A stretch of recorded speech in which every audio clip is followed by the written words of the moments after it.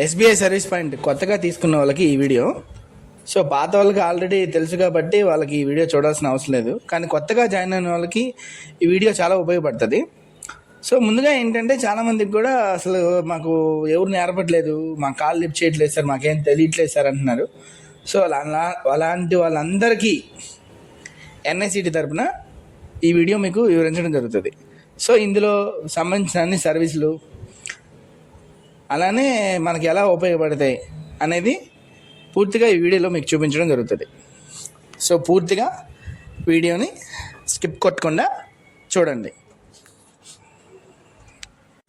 So మనకి already ఒక user ID and password మనం పెట్టుకుంటాం కాబట్టి కింద క్యాప్చా కొట్టి మనం లాగిన్ కొట్టాలి.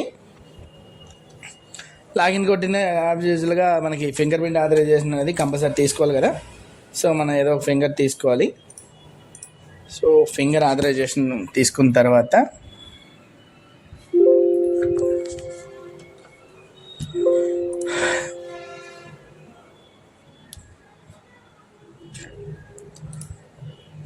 సో వెరిఫైడ్ సక్సెస్ఫుల్లీ మన ఫింగర్ అనేది సక్సెస్ అయిన తర్వాత బ్రౌజర్లోకి వెళ్దాం. సో ఇలా మీకు 2 డిస్ప్లే అవుతాయి, ఇవి అవసరం లేదు, ఇది క్లోజ్ చేసేసుకోండి. సో ఫైనల్గా మన బ్రౌజర్ అనేది ఇలా ఓపెన్ అవుతుంది. సో 1/1 సర్వీసులు ఏంటనేది మనకి ఎలా ఉపయోగపడుతుంది ఏంటి అనేది మీకు పూర్తిగా వస్తుంది. ఇప్పుడున్న అడ్వాన్స్డ్ ప్రకారం ఏంటంటే మనకి జీపీఎస్ అనేది కంపల్సరీ కావాలి. సో ఈ జీపీఎస్ ఎలా చేసుకోవాలి, మనకి ఎంత అమౌంట్ పడుతుంది అనేది కూడా నేను ఒక వీడియో చేశాను. సో ఆ వీడియోలో మనం ఎలా బుక్ చేసుకుంటే మనకి ఇంటికి మన అడ్రస్కి ఎలా వస్తుంది అనేది చూసుకోవాలి. సో ఈ జీపీఎస్ లింక్ అనేది మనం ఎన్ఐసిటీలోనే వెళ్ళిపోవచ్చు. సో ఆ లింక్ ఒకసారి చూపిస్తాను చూడండి. ఇందులో డైరెక్ట్గా చేసుకుని సరిపోతుంది. దీనికి సంబంధించిన వీడియో ఒకటి పోస్ట్ చేస్తాను, అది కూడా మన యూట్యూబ్ ఛానల్లో ఉంటుంది. సో ఫైనల్గా ఏంటంటే బ్రౌజర్లోకి వెళ్ళిపోదాం.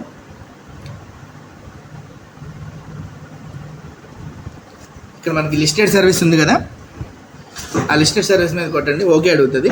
సపరేట్గా బ్రౌజర్ ఓపెన్ అవుతుంది. సో చూసారా మనకి బ్రౌజర్ ఓపెన్ అయిపోయింది. ఈ బ్రౌజర్లో చూసే లెఫ్ట్ సైడ్ మనకి అలానే సర్వీసులు, అలానే మనకి డాష్ బోర్డ్లో కొన్ని సర్వీసులు ఉన్నాయి. ఇక్కడ ముందు మోస్ట్ ఆఫ్ ది ఏంటంటే ఈ బ్రౌజర్లో మనకు ఉపయోగం ఏంటంటే మినీ స్టేట్మెంట్. ఈ మినీ స్టేట్మెంట్ ఏంటంటే మనకు ప్రతి కస్టమర్కి కూడా మినీ స్టేట్మెంట్ చూడాలి. ఎందుకంటే ప్రతి మినీ స్టేట్మెంట్కి కూడా 2 రూపీస్ ఉంది. సో సపోజ్ 10 రోజు కూడా మనం మినీ స్టేట్మెంట్ చేసుకుంటే రోజుకు వచ్చి మన షాప్కి వచ్చి ఒక 50 మంది లేదా అట్లీస్ట్ 10 మంది అయినా వస్తారు కదా. రోజుకు 10 మంది వేసుకున్నా సరే నెలసరి ఎంత అవుతుంది, 30 ట్రాన్సాక్షన్స్ అవుతుంది. రోజుకు 30 అవుతుంది. సో ఈజీగా మనం ఏంటంటే ఒక 500 మంది కానీ మనం చూసుకుంటే మన కరెంట్ బిల్ అనేది మనకు సేవ్ అవుతుంది. సో మినీ స్టేట్మెంట్ మాత్రం కంపల్సరీగా మిస్ చేసుకోవద్దండి. ప్రతి ట్రాన్సాక్షన్ కూడా మినీ స్టేట్మెంట్ చేయండి. వాళ్ళు క్యాష్ డిపాజిట్కి వచ్చినా, అలానే బ్యాలెన్స్ ఎంక్వైరీకి వచ్చినా, అలానే ఎనీథింగ్ ఏది వచ్చినా సరే కస్టమర్ రాగానే ముందు మనం చూడాల్సింది ఏంటంటే మినీ స్టేట్మెంట్ చూడాలి. సో ఫైనల్గా మనం సర్వీస్లోకి వెళ్దాం.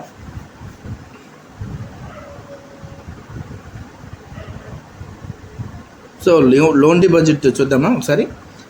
ఫస్ట్ లోన్ డిపాజిట్లోకి వెళ్ళండి. సో వ్యూ లోన్ డేటా అనేది మనకి ఇంకా అప్డేట్ చేయలేదు కాబట్టి మనం ప్రస్తుతానికైతే మనం లోన్ డిపాజిట్ ఒకటే చూద్దాం. సో ఫైనల్గా చూసారా మనకి ఒక చిప్ నెంబర్ అలానే అకౌంట్ నెంబర్ ఉంటుంది. చిప్ నెంబర్ కానీ అకౌంట్ నెంబర్ కానీ ఏంటంటే లేదని ఎంట్రీ చేసుకోవచ్చు. సో నేనైతే అకౌంట్ నెంబర్ ఎంట్రీ చేస్తున్నాను. కస్టమర్ అకౌంట్ నెంబర్ ఎంట్రీ చేయండి. సో ట్రాన్సాక్షన్ కోసం అని చెప్పేసి నేను నా లోన్ అకౌంట్ కొడుతున్నాను. సో చూసారా ఫైనల్గా లోన్ అకౌంట్ డీటెయిల్స్ వచ్చాయి. ఆ లోన్ అకౌంట్ ఏంటంటే ఇక్కడ క్లిక్ చేస్తే ఏంటంటే కొన్ని ఉంటాయి, అంటే వాళ్ళకి ఎన్ని లోన్లు ఉన్నా సరే మనకి ఇక్కడ చూపించింది. మనం ఆ లోన్ అకౌంట్కి వేయాలి. ఇక్కడ ఏంటంటే వచ్చింది కదా, పేరు వచ్చింది కదా అని కన్ఫర్మేషన్ చేసుకోవద్దు. కంపల్సరీగా మనం ఇక్కడ దాని మీద క్లిక్ చేస్తే కింద ఎన్ని అకౌంట్ నెంబర్లు ఉందో మనకి డిస్ప్లే అవుతుంది. ఫైనల్గా చూసారా నా పేరు అనేది చూసుకోవాలి, అలానే బ్రాంచ్ కోడ్ చూసుకోండి, అలానే అడ్రస్ చూసుకోండి. సో ఫైనల్గా ఏంటంటే మనకి డిపాజిటర్ నేమ్ ఎవరైతే వస్తారో వాళ్ళ నేమ్ ఎంట్రీ చేయండి. సో అమౌంట్ అనేది ఎంతైనా వేసుకోవచ్చు. నేనైతే ఒక 100 వేస్తున్నాను, 100. సో ఫైనల్గా ఏంటంటే ఈ స్టార్ మార్క్ ఉంది చూసారా, ఈ స్టార్ మార్క్ అనేది కంపల్సరీ ఫిల్ చేయండి అండి. సో ఐడెంటిటీ టైప్ అవసరం లేదు, అలానే ఆధార్ నెంబర్ అవసరం లేదు. సో ఇక్కడ స్టార్ మార్క్ ఉంది కాబట్టి మనం అడ్రస్ టైప్ చేయాలి. సో చేయండి. అలానే mobile number. So mobile number అనేది కంపల్సరీ ఏంటంటే మనం ఓటీపీ వెరిఫికేషన్ అనేది కంపల్సరీ చేయాల్సి వస్తుంది. సో మొబైల్ నెంబర్ అనేది మీరు కంపల్సరీ వేసుకోండి, మనకు ఒక ఐడెంటిఫికేషన్ కోసం ఉంటుంది కాబట్టి. సో ఫైనల్గా మొబైల్ వెరిఫికేషన్ తర్వాత ఓటీపీ అనేది వస్తుంది.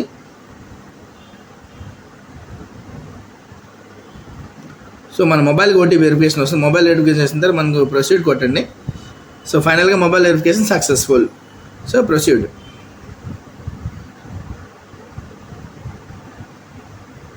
చూసారా మనకి ఇక్కడ మొత్తం డీటెయిల్స్ అన్నీ వచ్చాయి చూసారా, నేమ్ కానీ అలానే లోన్ అమౌంట్ కానీ మనం వేసే అమౌంట్ కానీ అలానే మన ఐడి కానీ వస్తుంది. నెక్స్ట్ ప్రొసీడ్ కొట్టండి.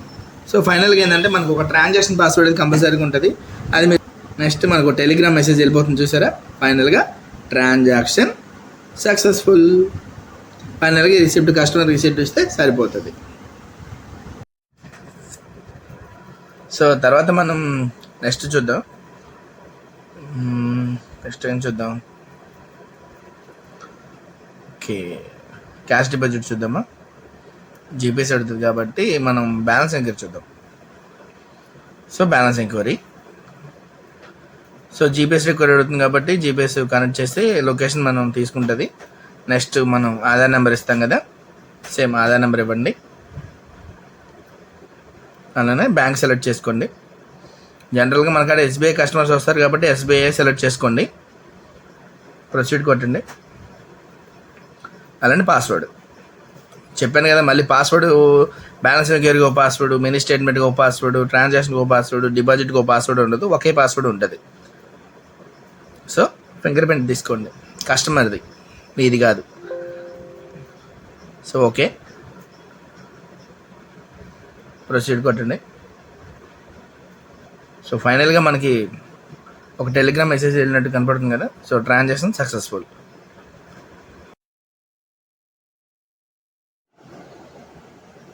సో నెక్స్ట్ ఏం చూద్దాం. తర్వాత ఓకే మీకు ఐఎంపిఎస్ అలానే నెఫ్ట్ కూడా ఉంటాయి. సో దీని గురించి ఒక వీడియో సపరేట్గా చేస్తాను. సో తర్వాత నేను చెప్తాను, అది యాడ్ బెనిఫిషరీ అన్నీ ఉంటుంది. అలానే రీసెట్ పిన్, మనకి ఏటీఎం మిషన్ ఉండాలి దీనికి, అంటే మనం ఏటీఎం కార్డుకి వస్తుంది కాబట్టి మనకు ఏటీఎం ఉండాలి. అలానే ట్రాన్సాక్షన్ హిస్టరీ అనేది మనం ఏమేమి చేసుకున్నాం అనేది కూడా మొత్తం ఇందులో చూసుకోవచ్చు. అలానే lead creation CRML status enquiry and social security. ఈ సోషల్ సెక్యూరిటీలో మనకి చాలా కమిషన్ ఉంటుంది. ఏపీఐ, పిఎంజేజీబై వీటి గురించి సపరేట్గా నేను ఒక వీడియో చేస్తాను. సో ఆ వీడియో మనకి నెక్స్ట్ వీడియోలో ఉంటుంది, అది చూసుకోండి. సో ఏపీఐ వరకు మనం క్లోజ్ చేసుకోవచ్చు. పిఎంజేజీబై ఇవన్నీ ఏంటంటే ఆటోమేటిక్ ఇయర్లీ వన్స్ కాబట్టి మనం చేసేయచ్చు.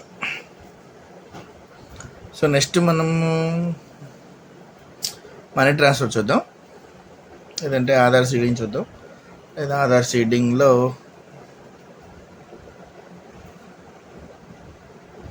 అకౌంట్ ఓపెనింగ్ వీడియో, దీనికి ఒక వీడియో చేశానండి, ఆ వీడియో కూడా ఒకసారి చూసుకోండి. అలానే అకౌంట్ ఓపెనింగ్ కేవైసీ ద్వారా ఎలా చేయాలనేది ఒక వీడియో చేశాను. సో ఆ వీడియో చూసుకుంటే సరిపోతుంది. అలానే కేవైసీ అప్డేషన్, అలానే KYC enquiry and passbook printing. So ఇవన్నీ కూడా మనకి పాస్బుక్ ప్రింటింగ్ మిషన్ ఉండాలి. అలానే కేవైసీ ఎంక్వైరీ ఇనాపరేటర్లో ఉంటేనే మనం కేవైసీ అప్డేట్ చేయగలం. సో అన్నీ చూసుకోండి. అలానే నామినీ క్రియేషన్ అండ్ ఎంక్వైరీ, ఇది కూడా ఇంకా మనకి అప్డేట్ అవ్వలేదు, ఫ్యూచర్లో అప్డేట్ అవుతుంది.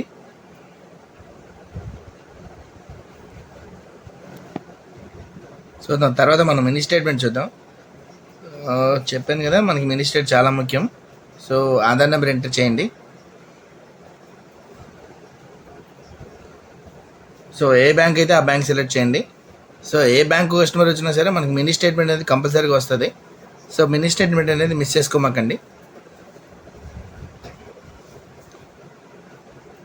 ఏజెంట్ పాస్వర్డ్ ప్రొసీడ్ కొట్టండి. తర్వాత సైడ్. సో ఫైనల్గా ఫింగర్ ఆథరైజేషన్ అడుగుతుంది. సో ఫింగర్ ఆథరైజేషన్ చేసుకున్న తర్వాత మనకి ప్రొసీడ్ అనేది డిస్ప్లే అవుతుంది కాబట్టి ప్రొసీడ్ ఎంటర్ చేయండి. సో ఫైనల్గా మనకి ట్రాన్సాక్షన్ సక్సెస్ఫుల్. సో ఇక్కడ చాలామందికి ఏంటంటే సార్ ఏం సార్ మినీ స్టేట్మెంట్ చూపించట్లేదు అంటారు. ఎందుకు చూపించట్లేదు, మనకి ఇక్కడ మినీ స్టేట్మెంట్ అనేది వ్యూ కొట్టాలి. సో ఫైనల్గా ఇలా చూపించేస్తుంది. సో చూసారుగా మనకి బ్యాలెన్స్ అనేది కూడా డిస్ప్లే వచ్చేసింది. మనకి 10 ట్రాన్సాక్షన్లు అనేది కంపల్సరీగా వస్తాయి.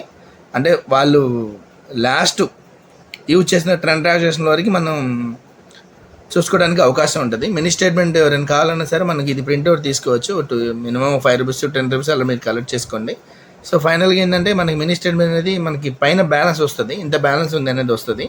వాళ్ళు చేసిన లాస్ట్ ట్రాన్సాక్షన్ అలానే ట్రాన్సాక్షన్లో సంబంధించిన అమౌంట్ అనేది ఉంటుంది. So next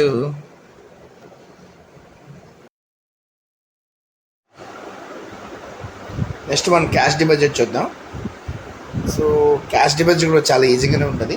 cash deposit money transfer రెండు కూడా చేసుకుంటే మనకి 30,000 60,000 దాకా మనం డిపాజిట్ చేసుకోవడానికి అవకాశం ఉంటుంది.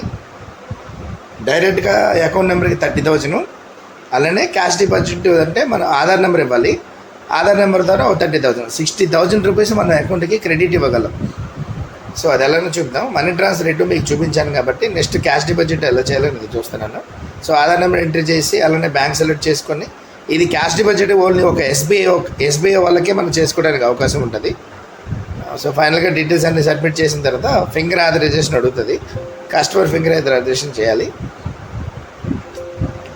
సో ఫైనల్గా ఓకే అయిపోయిన తర్వాత మనకి ప్రొసీడ్ అనేది డిస్ప్లే అవుతుంది. డిస్ప్లే ఎంట్రీ చేయండి. సో ఫైనల్గా చూశారు కదా. సో మీకు ఇక్కడ చూపించడానికి నేను తక్కువ అమౌంట్ చూపిస్తున్నాను. సో మనం 30,000 దాకా చేయొచ్చు. సో మీకు చూపించడం కోసం అని చెప్పేసి నేను ఒక 100 రూపీస్ నా అకౌంట్లోనే క్రెడిట్ చేసుకున్నాను. సో ఫైనల్గా చూసారా బ్యాలెన్స్ అనేది వస్తుంది. అంటే తనకున్న బ్యాలెన్స్ అలానే మనం వేసిన అమౌంట్ అనేది కూడా మనం ఇక్కడ చూపించేస్తుంది. సో ఫైనల్గా ఫండ్ ట్రాన్స్ఫర్. నెక్స్ట్ వచ్చేసి మన ఫండ్ ట్రాన్స్ఫర్. సో ఈ ఫండ్ ట్రాన్స్ఫర్ ఏంటంటే తన అకౌంట్లో నుంచి వేరే అకౌంట్కి ట్రాన్స్ఫర్ చేయొచ్చు. అది కూడా 30,000 దాకా చేసుకోవచ్చు. సో ఇది ఎలా అనేది అంటే అంటే మీరు ఎవరికైతే వాళ్ళు ట్రాన్స్ఫర్ చేయాలనుకున్నారో వాళ్ళ ఆధార్ నెంబర్ కంపల్సరీగా లింక్ అయి ఉండాలి. అలానే మన ఆధార్ నెంబర్ అనేది ఇవ్వాలి. మన ఆధార్ నెంబర్ కాదు, కస్టమర్ ఆధార్ నెంబర్. అలానే వాళ్ళు ఎవరికైతే ట్రాన్స్ఫర్ చేయాలనుకుంటున్నారో వాళ్ళ ఆధార్ నెంబర్ ఇవ్వాలి. ఇక్కడ అంటే ఎవరైతే వచ్చి మా మనీ వేరే వాళ్ళ అకౌంట్ ట్రాన్స్ఫర్ చేయమంటారో వాళ్ళ ఆధార్ నెంబర్ ఇవ్వండి. అలానే బెనిఫిషియరీ అంటే ఎవరికైతే ట్రాన్స్ఫర్ చేయాలనుకుంటున్నారో వాళ్ళ ఆధార్ నెంబర్ ఇవ్వండి. మీ ఆధార్ నెంబర్ వేసుకుంటే మళ్ళీ మీకు వస్తాయి. సో జాగ్రత్తగా ఉండండి. ఈ ఫండ్ ట్రాన్స్ఫర్లో కస్టమర్ ఆధార్ నెంబరు అలానే వాళ్ళు ఎవరికైతే ట్రాన్స్ఫర్ చేయాలనుకుంటున్నారో వాళ్ళకి సంబంధించిన ఆధార్ నెంబరు ఎంట్రీ చేసి ఫండ్ సెలెక్ట్ చేసుకోండి. మనకి 100 రూపీస్ నుంచి 30,000 దాకా మనం ఫండ్ ట్రాన్స్ఫర్ చేసుకోవడానికి అవకాశం ఉంటుంది.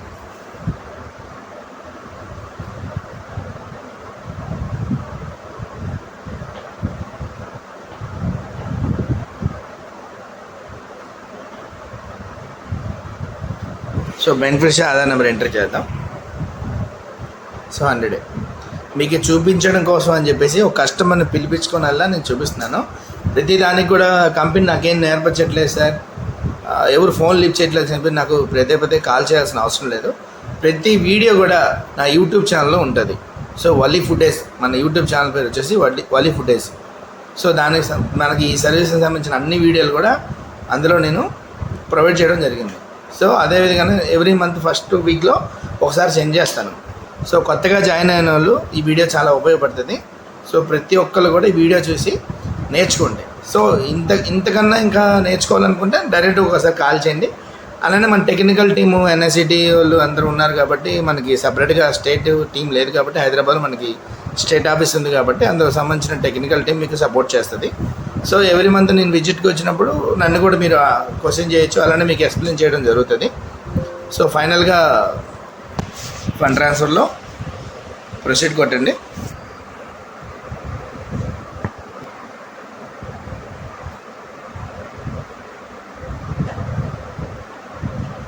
సో ఫైనల్గా ట్రాన్సాక్షన్ సక్సెస్ఫుల్.